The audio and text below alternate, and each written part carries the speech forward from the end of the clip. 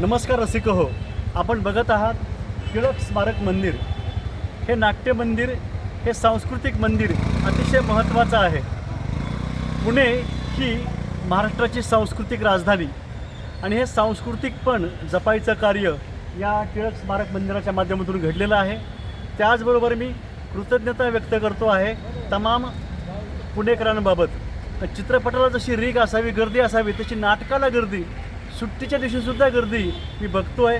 मला खूप आनंद वाटला आणि अभिमान वाटला की मराठी नाटक जिवंत ठेवण्यामध्ये पुणेकरांनी अगदी सुरुवातीपासून शेकडो वर्षापासून खूप महत्त्वाचं योगदान दिलेलं आहे.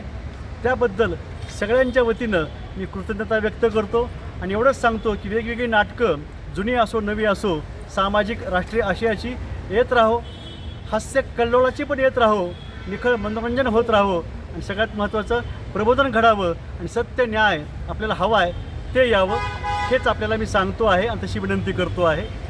जय पुणेकर, जय महाराष्ट्र, जय भारत, जय मानवता, जय जगत. करू बंद.